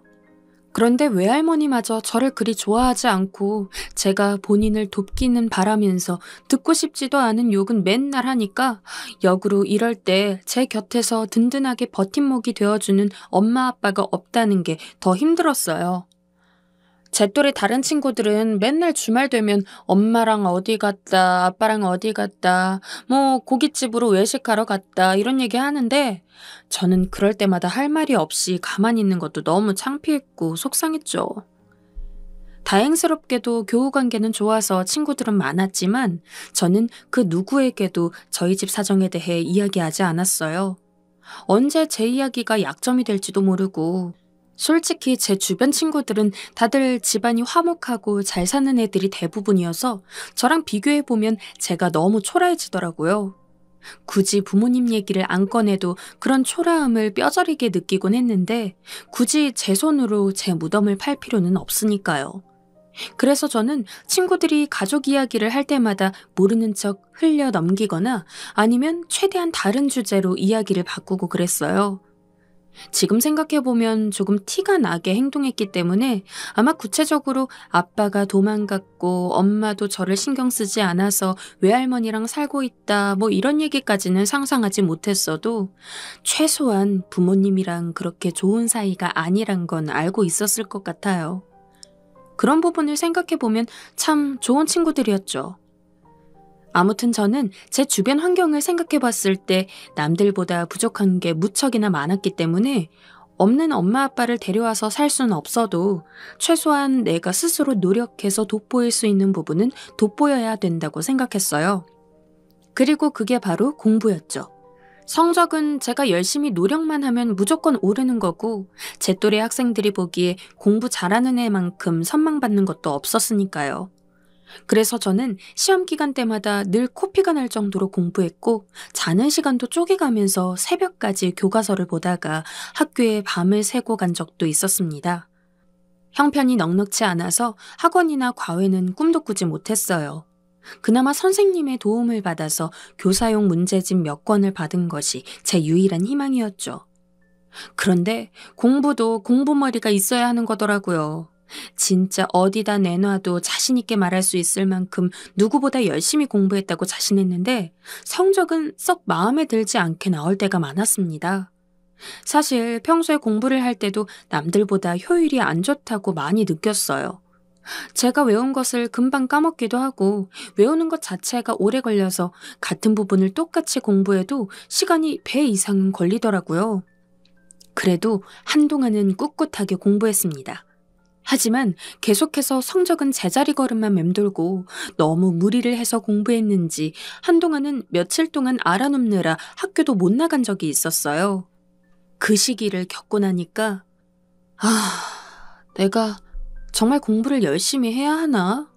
라는 회의감에 빠졌습니다. 안 그래도 돌봐주는 부모님 없이 까탈스러운 외할머니 아래에서 지내는 것만으로도 서러워 죽겠는데 공부마저도 재능이 없다는 것에 저는 한동안 너무 좌절스러운 감정을 느껴야 했죠. 만일 신이 있다면 저한테 부모복은 안 줄 거였으면 최소한 공부복은 줬어야 하는 게 아닌가 하는 생각까지 하면서요. 하지만 정말 다행스럽게도 공부복은 안 좋았을지언정 입시복은 나쁘지 않았어요. 저는 성적에 비해서 좋은 대학에 입학할 수 있었거든요. 비록 대학에 가서도 성적을 많이 신경 써야 했지만 일단 최우선 과제라고 할 수 있는 대학에 입학을 성공했다는 것부터 한시름 놓을 수 있었어요. 그렇게 남들보다 조금 빠르게 여유를 즐겼죠. 사실 여유라고 해도 별다른 일을 하진 않았어요. 오히려 알바를 구해서 열심히 돈을 벌기 바빴죠. 등록금을 벌어야 했으니까요. 외할머니가 제 대학 등록금을 내줄 여력은 전혀 없었고 엄마가 도와준다고는 했지만 솔직한 심정으로 제가 돈이 있었으면 엄마한테 도움은 안 받았을 것 같아요. 그래도 입학할 때는 어쩔 수 없이 도움을 받는다고 쳐도 그 이후로 졸업할 때까지는 엄마 손 안 빌리고 제가 다 내고 싶어서 그때부터 열심히 돈을 모을 궁리를 했습니다. 그러다 보니까 대학에 가서도 남들은 전공 공부에 집중할 때 저는 돈 번다고 무척이나 바빴어요. 안 그래도 공부머리가 없는데 남들보다 공부에 집중할 수 있는 시간도 줄어들다 보니까 제가 아무리 노력을 해도 학점이 잘 나오지 않더라고요. 이미 저보다 공부 잘하는 애들은 너무 많았고 저는 솔직히 제 수준에 비해서 높은 대학을 온 거라서 정말 말 그대로 뱁새가 황새 따라가려다가 가랑이 찢어지는 경험을 해야만 했습니다. 지금 생각해보면 차라리 아르바이트를 하지 말고 더 열심히 공부해서 일부나마 성적 장학금을 받던가 아니면 학자금 대출을 받아서 성적 대신에 기입할 수 있는 스펙을 더 쌓을 걸 그랬나 싶기도 해요. 아무튼 그렇게 저는 남들보다 배는 바쁜 대학 생활을 이어갔어요. 중고등학교 때도 느꼈지만 새삼 정말 행복하게 잘 사는 사람이 많다는 것을 체감한 적이 종종 있었는데 대학에 오니까 진짜 더하더라고요. 고등학교 때까지는 그냥 가까운 동네 애들만 모이다 보니까 볼 수 있는 사람이 한정되어 있었는데 대학은 워낙 규모도 크고 사람도 많은 데다가 정말 말 그대로 전국에 있는 모든 애들이 종합적으로 모이는 곳이었기 때문에 그런지 정말 억소리 나는 가정 환경에서 자란 애들도 꽤 있었습니다. 하나 기억이 남는 게 같은 과 친구 중에 늘 단정하고 검소하게 옷을 입고 다니는 애가 있었어요. 보통 대학 새내기 때는 다들 열과 성을 다해서 꾸미고 다니느라 가방이든 액세서리든 다 화려하게 하는 애들이 많았는데 유일하게 그 친구만 안 그랬거든요. 그렇게 친하지는 않았던 친구라서 그냥 혼자 걔를 보면서 쟤는 되게 소박하게 다니네 라고 생각을 했었는데 나중에 보니까 그 친구가 걸친 모든 것들이 다 명품이었습니다. 그냥 잘 사는 걸 티를 안 냈을 뿐이었던 거죠. 그 애가 몸에 걸친 것들의 가격을 다 합하면 집 한 채가 나올 수도 있다는 이야기에 와, 진짜 사람은 겉만 보고 판단해서는 안 되는 거구나 라는 걸 뼈저리게 체감했습니다. 너무 현실감이 없어서 부럽지는 않았지만 어렴풋이 살기 편하겠다는 생각은 했던 것 같아요. 아무튼 대학교에서 4년이란 시간이 금방 지나갔어요.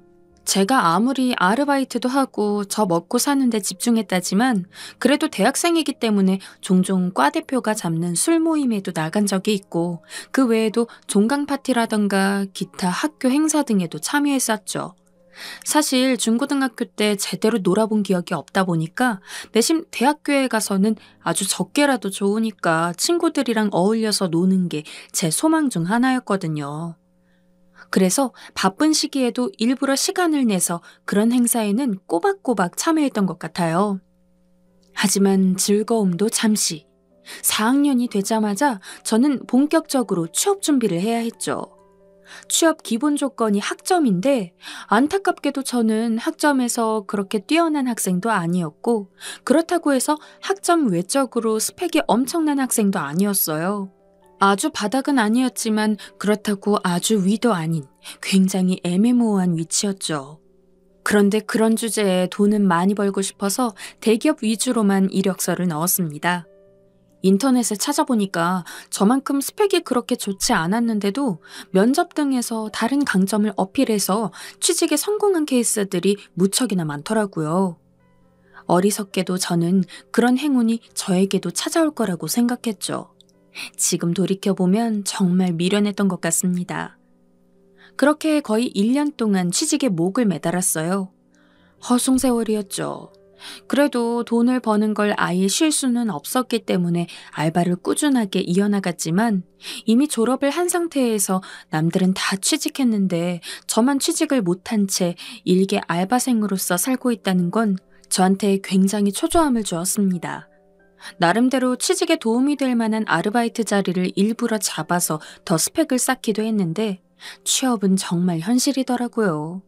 하도 취업이 안 되니까 언젠가 혼자 조용히 마음을 정리하는 시간을 가졌는데 생각해보니까 저보다 더 좋은 대학에 더 좋은 학점, 더 좋은 스펙을 가진 학생들이 널려있는 판에 제가 사장이어도 저를 뽑진 않을 것 같았어요.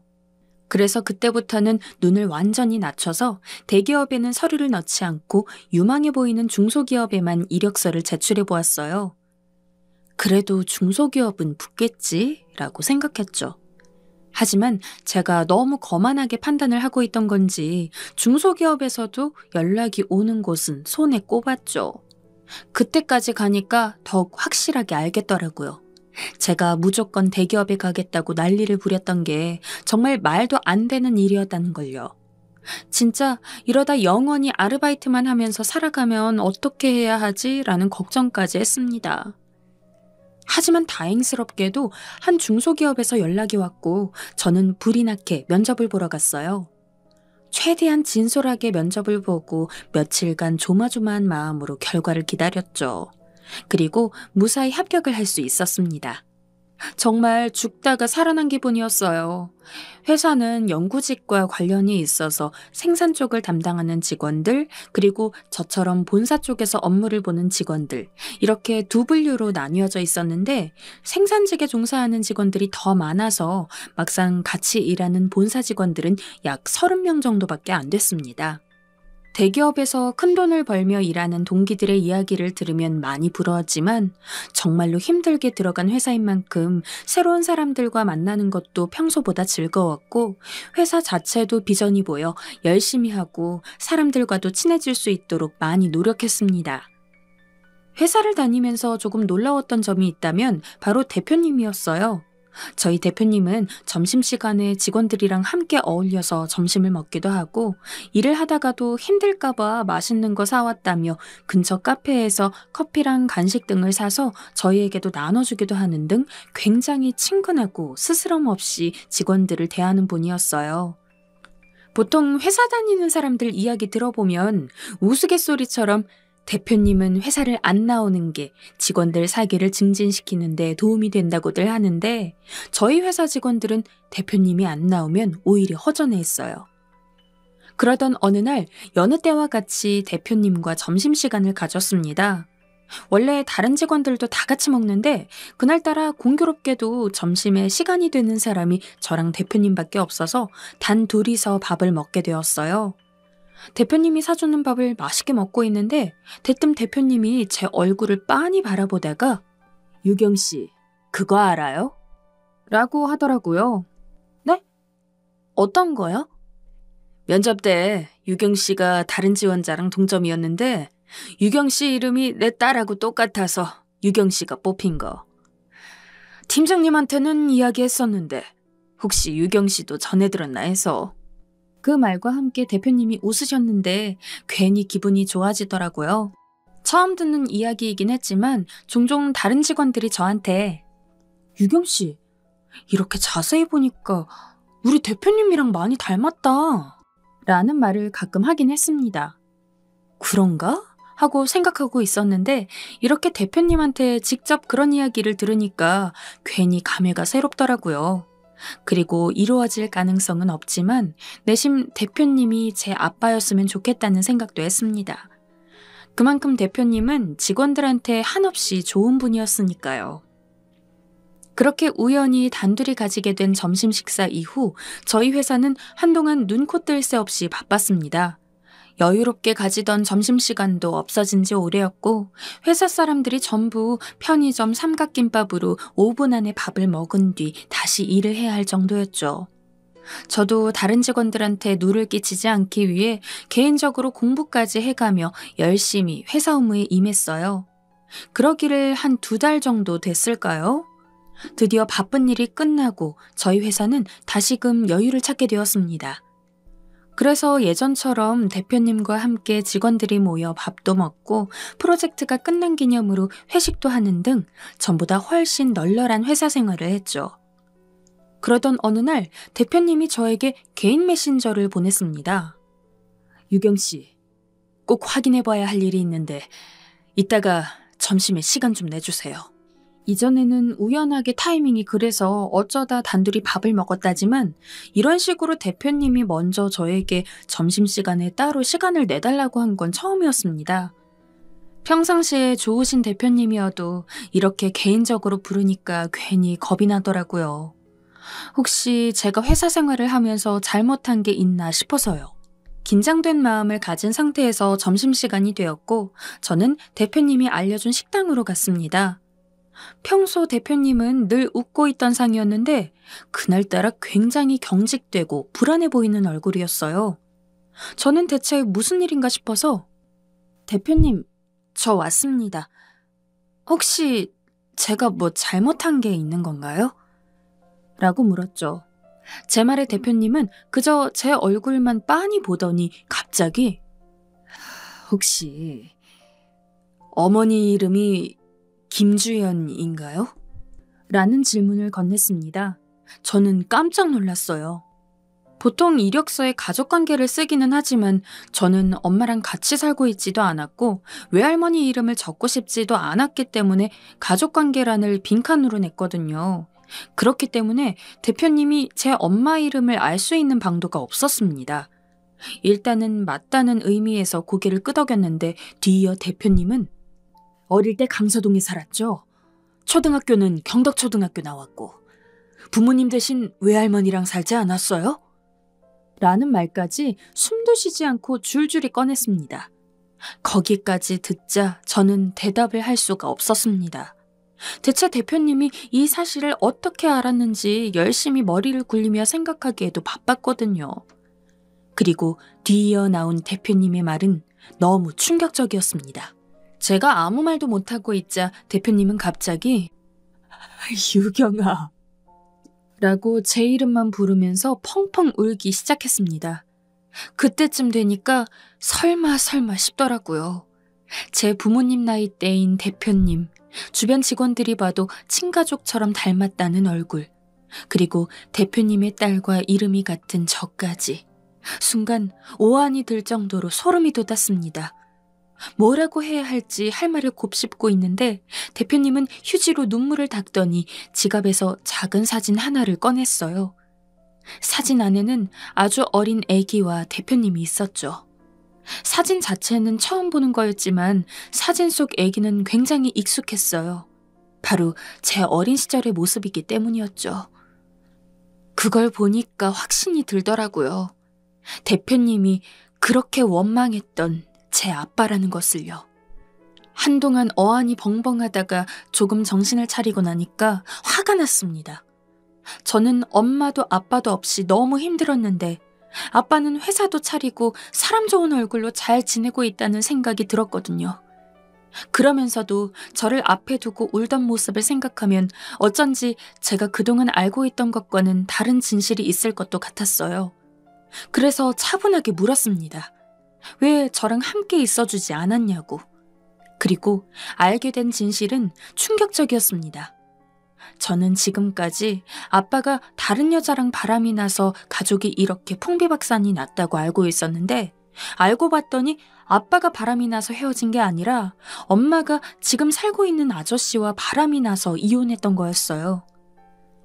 아빠는 저라도 키우려고 했지만 하필 그 당시 다니던 회사가 망해서 능력이 없어진지라 저를 맡을 수 없었고 본인이 잘 키우겠다는 엄마의 말에 어쩔 수 없이 저를 포기한 것이었죠.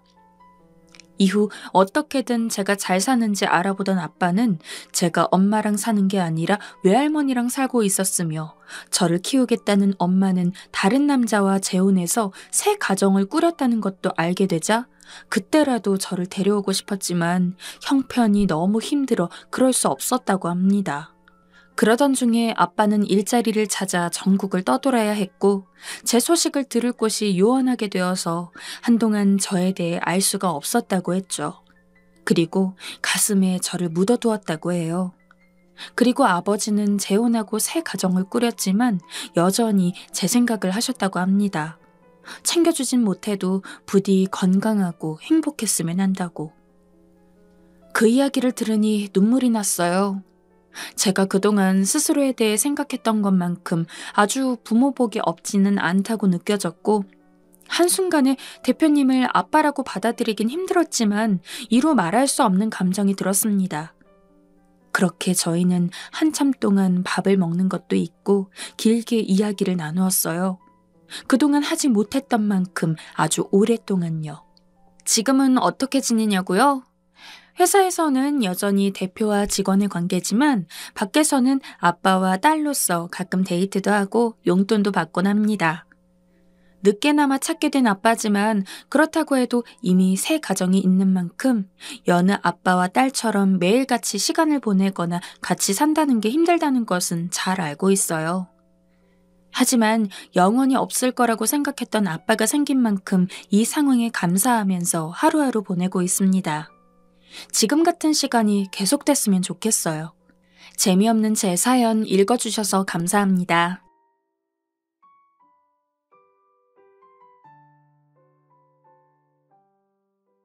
저는 결혼 9년 차에 접어드는 30대 중반의 주부이자 두 딸아이의 엄마입니다. 평소에 결혼 생활 이야기를 접해보면 정말 다들 별의별 일을 다 겪고 산다고 생각하지만 아마 저보다 더 기가 막힌 경우를 겪은 분들은 많지 않을 거라고 생각해요. 정말 이런 일도 다 있구나 하고 모두들 느껴보시라는 마음에 이렇게 사연을 보냅니다. 남편과 저는 선을 보고 만나서 결혼했어요. 친정부모님께서 선 이야기를 꺼냈을 때만 해도 저는 결혼 생각이 크게 없어서 아니 요즘 세상에 뭔 안달이 나서 선까지 봐가면서 결혼하느냐고 거부했는데 아버지께서 남편이 직업도 괜찮고 부잣집이라면서 한사코 권유하셔서 결심을 했죠.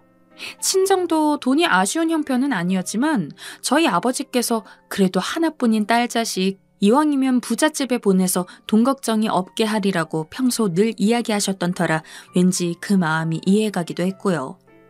남편을 만나보니 생김새도 서글서글하고 바른 행동이 몸에 밴 사람 같아서 첫인상은 꽤 좋은 편이었어요. 이후 10개월간 만나면서 가끔은 바르게 행동해야 한다는 것이 강박 비슷하게 느껴지긴 했지만 그게 또 흠은 아니니까요. 마음 같아선 전공적으로 더 공부를 하고 싶었지만 이 남자 정도면 좋은 가정을 꾸릴 수 있을 거라는 확신이 들었기 때문에 프로포즈를 승낙했습니다.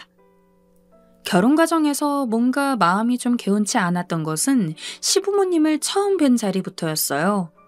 남편이 꽤 막둥이라서 시부모님 연세가 많다 보니 제가 옛날 분들 생각이나 행동을 다 맞춰서 잘할 수 있을까 하는 걱정이 조금 있었는데 두 분을 뵙고 나니 그런 부담은 좀 덜했어요. 시아버지는 그저 사람이 마냥 좋기만 한 호인이었어요. 남편처럼 그저 생글생글 웃고만 계셔서 앞으로의 시댁 생활이 좀 안심이 되었죠. 시어머님은 다소 경직되어 계시긴 했지만 교양 있고 초면에 지켜야 할 선 같은 것들을 정확하게 아시는 분이었어요. 다만 좀 느껴지는 게 그 세상 책임은 모두 다 떠안고 있는 사람이라고 하면 이해가 되실까요? 아무튼 묘하게도 대화 중간에 이 집안에 대한 깊은 책임감 같은 것을 갖고 계시다는 느낌을 받았습니다. 그런데 워낙에 예의가 바른 말투셔서 두 분 모습을 모두 합치면 딱 남편이 되는 것 같다고 생각했어요. 그때까지만 해도 시어머니의 그런 모습 뒷면에 무서운 집착이 있을 거라고는 생각도 못했죠. 우리는 선을 본 지 1년 만에 결혼을 했습니다. 친정아버지께서는 호기롭게 신혼집을 사주마 하셨는데 시댁에서는 한사코 거부하셔서 예단 1억, 혼수 1억 이렇게만 해갔어요. 그 외에 시댁 친척분들 거랑 이것저것 해서 7천만 원 더 들었고요. 신혼집이 7억이었으니 저희도 그렇게 적게 해간 편은 아니죠. 혼수는 아예 시댁에서 목록까지 뽑아주더라고요. 제품명까지 뽑아서 주신 걸 보고 친정엄마께서는 야, 부잣집끼리는 뭐 혼수 품목까지도 다 정해진 규격을 만들어서 돌리나 보다. 아니면 사돈어른이 직접 일일이 찾아보고 정리하셨나? 하시면서 웃으셨어요. 저도 내색은 안 했지만 속으로 참 유별나기는 하다고 생각했죠. 그런데 이 부분이 좀 치사하게 느껴졌던 건 신혼여행을 다녀와서부터였어요. 정확히 말하면 시어머니가 저를 편하게 대하기 시작한 때부터죠. 뭐가 됐든 남편보다 적게 해간 건 맞으니까 그런가 보다 했는데 설날부터 예단을 적게 해왔다고 친척분들 앞에서 면박을 주시더라고요. 아니, 정철이 엄마는 정철이 여울 때 집도 3억 조금 넘는 거 해줬는데도 며느리가 이것저것 해서 3억은 넘게 해왔다는데 우리 며느리는 7억짜리 집까지 떡하니 장만해줬더니만 영 시원찮아서. 시어머니가 혼잣말로 투덜투덜하자 순간 분위기가 냉랭해졌어요.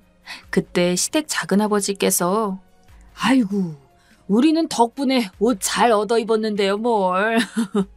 하면서 분위기 바꾸려고 하시는데도 계속 투덜대시는데 정말 제가 봤던 그분이 맞나 싶을 정도였어요. 마음 같아선 저희 아버지께서 집 해준다 그랬을 때 왜 괜찮다고 하셨어요? 하고 돌려 매기고 싶었지만 갓 신혼에 감히 그럴 엄두도 못 내고 혼자 울었던 기억만 납니다. 그때는 그래도 시아버지가 성격이 좋으시니 그냥 시아버지 위주로 대하자고만 생각했어요. 하지만 성격이 좋은 게 반드시 그 주변 사람에게 좋은 영향을 주는 건 아니더라고요.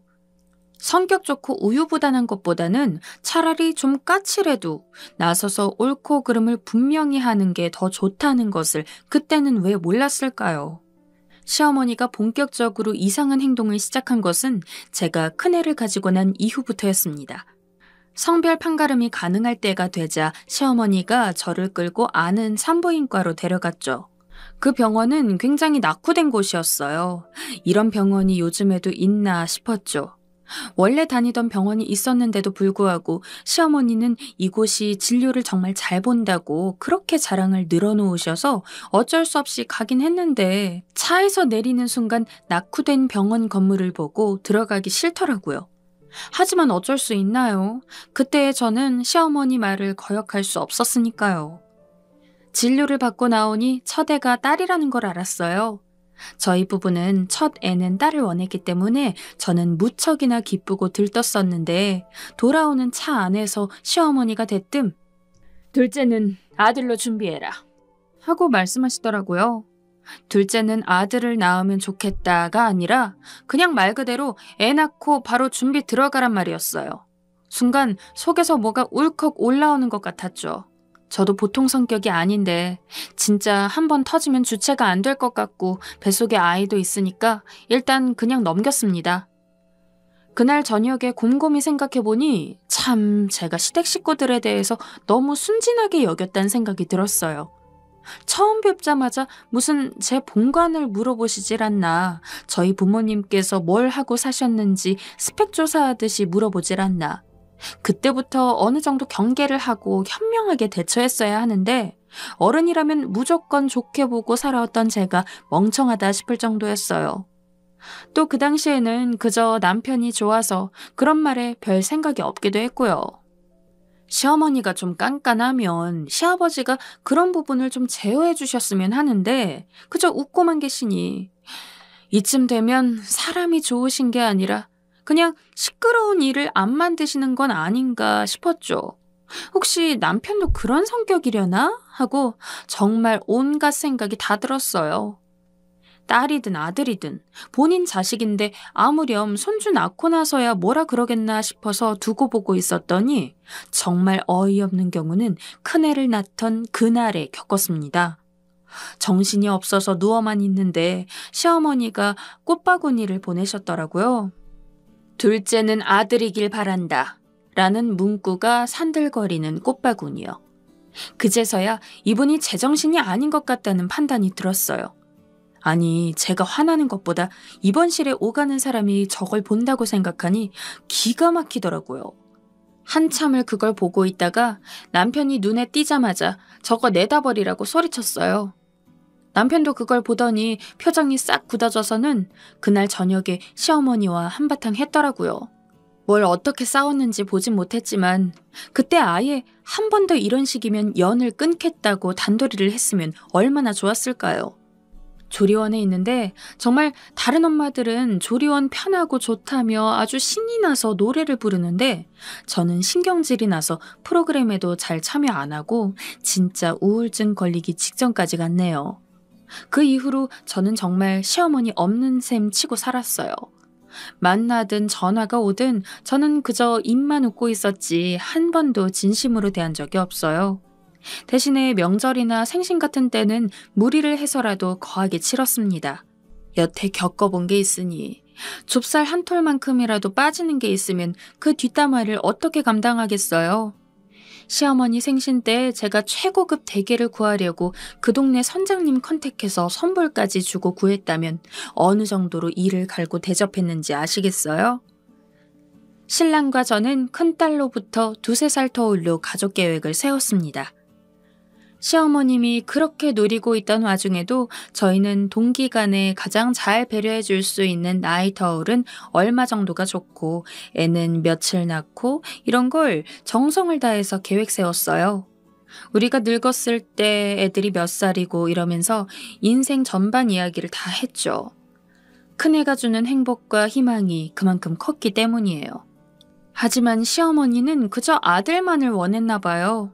조리원 나오고 얼마 안 지나서부터 아들, 손자 노래를 부르시더라고요.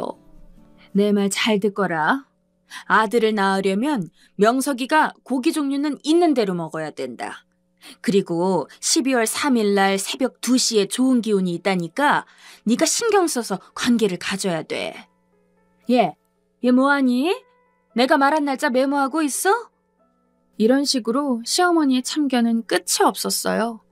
곧 이른을 바라보시는 연세에 손녀 같은 며느리한테 저런 말을 하시고도 부끄러움이 없으신지 되려 제가 부끄러워서 전화상이나마 고개를 못 들겠더라고요.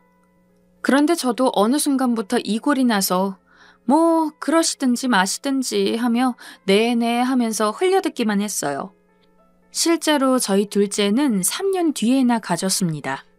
그런데 그 과정을 다 설명하자면 진짜 끝도 없는 에피소드들이 많이 있습니다.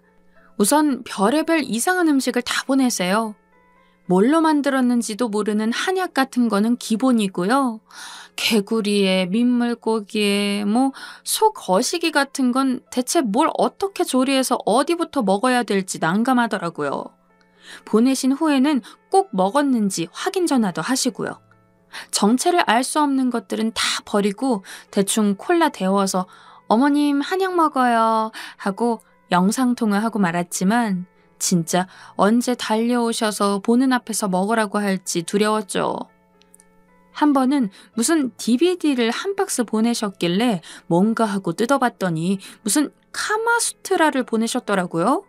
표지에 있는 자세를 보니 도저히 따라할 엄두도 안 났지만 이게 무슨 그런 이상한 종교 수행 그런 거지 아들 낳는 거랑 무슨 상관인지. 이쯤 되니 시어머니가 인텔리 출신이라는 것도 슬슬 의심이 갔어요. 소녀경도 좀 구해서 보내주시라고 하려다가 말았습니다. 짐작하시는 분들도 계시겠지만 무당도 당연히 찾아갔죠. 몇 달간은 무당한테 관계하는 날을 받아서 전해주시더니 안 되겠다 싶으셨는지 저를 데리고 직접 무당한테 찾아갔어요. 아니, 무슨 무당이 애를 베게 해주나요? 무당이 한의사 진맥하듯이 제 귀 옆에 방울을 딸랑거리는데 사람이 정말 어이가 없으니까 뒷짐지고 껄껄 웃게 되더라고요. 이런 과정에서 남편과 시아버지는 뭘 하고 있었냐고요? 남편한테는 제가 일절 내색을 안 했습니다. 안 그래도 남편 역시 시어머니를 안 좋게 보고 견주고 있던 차에 괜히 위주할 고주할 다 이야기했다가는 제가 싸움 만드는 며느리밖에 안 될 것 같아서요. 그냥 어머님이 보약 보내주셨어. 좋은 음식 보내주셨어. 그러고 넘겼어요. 카마수트라는 받자마자 뽀개서 버렸고요. 시아버지는 그냥 거의 포기하고 있었어요. 도움이 되실 분이 아니란 걸 아니까. 이 난리를 3년을 버텼습니다. 가끔 저 양반이 참 하시는 게 귀엽다 싶을 정도로 무심하게 넘기면서요. 그리고 드디어 저희의 둘째가 생겼어요. 저와 남편은 우리가 세운 가족 계획대로 진행한 일이었지만 시어머니의 3년은 나름 피가 마르는 집착의 시간이었나 봅니다. 애를 갖기 몇 개월 전쯤에는 눈에 띄게 초조해하는 모습이 느껴졌어요. 그리고 정말 끔찍한 일이 벌어졌습니다. 둘째 임신 사실을 알게 되니까 저는 왠지 모르게 시댁에 이 임신 사실을 알리는 게 꺼림칙했어요. 뭔지 모를 불안감에 남편에게도 상의를 했죠. 남편도 한참을 고민하더니 일단은 어머니가 좀 유난을 떨더라도 알리는 건 알려야 되지 않겠냐고 하는데 저는 뭐라 더 할 말이 없더라고요. 아니나 다를까 둘째 임신을 알리자마자 안달을 내시더라고요. 틈만 나면 저희 집에 방문해서 온갖 소리를 다 하고 가셨습니다.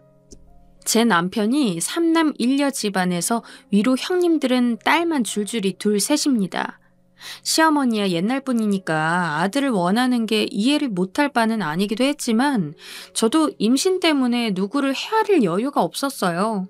그래서 되도록 공손히 힘든 부분을 말씀드렸죠. 그 이후에는 한동안 집에 오지 않으셨지만 내심 엉큼한 속을 품고 있을지 어떻게 알았겠어요. 때가 되니 또 예전에 그 후미진 병원으로 저를 데려가셨어요. 저는 그래 뭐 알고는 계셔라 오죽하시겠냐 싶어서 그냥 순순히 따라는 갔죠. 결과는 이번에도 딸이었어요. 저는 아무렇지도 않았는데 시어머니는 눈에 띄게 안색이 안 좋아졌죠. 그리고 돌아오는 길에 이런 말을 하셨습니다. 네 신랑 팔자에 둘째는 딸이다. 전 이게 무슨 소린가 했더니 시댁 집안은 예로부터 사주팔자를 맹신해왔던 집안이었대요. 부잣집이다 보니 돈은 아무래도 좋고 그저 잘 내다보는 최고의 역학가로만 골라 사주를 봤는데 하나같이 제 신랑은 애를 둘 낳을 건데 둘째는 아들이라고 했다는 얘기였죠. 그리고 그 사주 선생들이 모두 대한민국에서 손꼽히는 점쟁이이고 그간 수많은 일들의 흐름이 대개는 들어맞더라는 것이 시어머니의 이야기였어요. 저도 사주를 미신으로 치부하는 사람은 아니고 그냥 가끔 카운슬링 삼아 이용하긴 하지만 무슨 딸아들 다 맞추면 그게 역학가가 할 수 있는 일인가요? 그래서 저는 그냥 공손하게 네, 어머님 그런데 의사가 딸이라고 하네요. 라고만 대답했습니다. 어머님의 표정이 눈에 띄게 굳어졌지만 저는 그게 뭘 의미하는지 몰랐어요. 그로부터 2주 뒤 결국 일은 벌어졌습니다. 아침부터 찾아온 시어머니는 갑자기 집안을 정리해준다 어쩐다 하며 수선을 떨었어요. 저는 부담스럽기도 하고 내키지 않아서 어쩔 줄 몰라 하고 있는데 시어머니는 임신 중에는 그저 쉬는 게 중요하다며 저를 방에서 나오지 못하게 했어요. 잠시 뒤 당근을 갈아 만든 주스를 갖다 주시며 마시라고 하시더군요. 그런데 그걸 받아 마시니 갑자기 기분이 약간 좋아지면서 온몸이 나른해졌어요. 수면제같이 잠이 오는 게 아니라 그냥 어디서든 좀 푹 쉬고 싶은 느낌이었습니다. 어머님은 햇볕도 좋은데 어디 드라이브나 가자고 옷을 챙겼어요. 저는 운전석 옆자리에 앉아 잠이 들었습니다. 잠에서 깨고 나니 어머님과 몇 번 왔던 그 병원에 도착해 있었어요. 저는 왜 갑자기 이곳에 온 건지 영문을 몰라 어리둥절하고 있는데 제 손을 잡고 병원에 들어가더군요. 그리고 현관 한적한 곳에 앉더니 내가 여기 수술 말해놨다. 원장님도 내가 잘 아는 분이니 신경 써줄 것이고 잠시 지웠다가 다시 낳자. 세상에 그때 그 기분을 어떻게 말로 다 할 수 있을까요? 내용도 충격적이었지만 그 말을 듣자마자 여태껏 좋았던 기분이 싹 사라지면서 마치 잠에서 깨는 것 같은 그런 기분이 들었거든요. 저는 순간적으로 불안함에 온몸이 저리는 걸 느꼈습니다. 뭐라고요? 아니, 애를 왜... 어머니, 혹시 아까 저한테 주신 그 당근 그거 뭐예요? 이상한 예감에 온몸을 떠는 저에게 시어머니는 굳은 표정으로 말했습니다. 그거? 그냥 신경 안정제야. 가벼운 거야. 수술 앞두고 떨릴 텐데 그거라도 먹으니까 네가 나를 고분고분 따라오지. 에휴, 배운 며느리 모시고 살려니까 내가 아주... 더 들을 것도 없이 저는 손바닥을 다 펴지도 않은 채로 시어머니의 뺨을 쩍소리가 나도록 때렸습니다. 세상에, 임산부에게 신경 안정제라뇨. 더군다나 마치 저 때문에 자기가 그런 일을 꾸몄다는 듯이 아주 태연스럽게 저를 탓하는데 순간 시엄마가 아닌 악마 하나가 제 앞에 있는 것 같았어요. 그래서 시어머니 뺨을 때렸다는 생각은 전혀 들지 않았어요. 얻어맞던 시어머니가 저에게 달려들려고 했지만 저는 틈을 주지 않고 다시 몇 대를 올려쳤습니다. 조금만 더 이성을 놓았다면 저는 시엄마를 진짜 어떻게 했을지도 몰라요. 시엄마의 기세가 한풀 꺾이자 저는 매섭게 소리쳤어요. 미친, 그렇게 유난을 떨다니 결국 하는 짓거리가... 당신, 오늘 내가 경찰에 쳐넣어버릴 거야. 여기 병원 사람들도 내가 오늘 다 쳐넣어버릴 거야. 그리고 시엄마의 멱살을 잡고 바깥으로 끌어냈어요. 간호사들이 달려와 떼어놓기 전까지 정말 미친 듯이 날뛰었습니다. 그제서야 상황이 파악되었는지 시엄마는 팔로 얼굴을 감싸고 벌벌 떨기만 했어요. 아니, 그게 아니라... 아가, 내 말 좀 들어봐라. 나는 너희 생각해서 그런 거야. 아니, 네가 싫으면 안 하면 되지. 왜 이 난리냐? 제발 그만 진정 좀 해. 지금 내가 진정하게 생겼어? 어떻게 이럴 수가 있어? 지금 내 뱃속에 당신 손녀가 있는 거라고! 아무리 소리쳐봐도 울분은 풀리지 않고 남편도 꼴보기가 싫고 이 광경을 똑똑히 보여주고 싶었습니다. 그동안은 남편한테 말하지 않고 참아왔지만 그때만큼은 당신 엄마가 이런 사람이다 똑똑히 봐둬라 하고 각인시켜주고 싶었거든요. 그래서 저는 남편에게 전화해서 너 당장 이리로 뛰어오라고 오늘 네 엄마 감옥 가야 된다고 소리쳤어요. 그제서야 시어머니가 엎드려 빌기 시작했어요. 내가 잘못했다. 이렇게 싹싹 비마. 난 정말 너희가 잘 되길 바랐을 뿐이야. 저는 그 사람과 별로 대화하고 싶지 않았기에 의사를 만나 당신은 여기에 어디까지 작당이 되어 있냐고 따졌죠. 그동안의 어머니는 엎드려 빌기만 했고 의사도 급기야 허리를 굽히며 사과했습니다. 그리고 의사는 그저 수술에 대해서만 이야기를 나누었으며 약에 관해서는 다 치명적인 것은 아니니 태아에게 해가 되지 않도록 진행하시고 일단은 안정을 좀 취하시라고 연신 사과를 하더군요. 그 말에 잠깐 진정하고 병원 꼴을 보면서 생각해보니 그제서야 이 후미진 병원이 어떻게 운영을 하고 있는지 깨달았어요. 저는 잠시 후 도착한 남편에게 당신 어머니께 자초지종을 들으라고 하고는 택시를 타고 집에 와버렸어요. 그날 저녁에 남편으로부터 일의 내막을 들을 수 있었어요. 이미 짐작한 내용이랑 크게 다른 부분은 없었어요. 그놈의 사주니 뭐니 하는 것 때문에 이번에 딸을 낳아버리면 사주가 틀렸을지언정 남편 팔자에 자식은 둘밖에 없는 것은 분명하니 어떻게든 아들을 낳으려고 했다고요.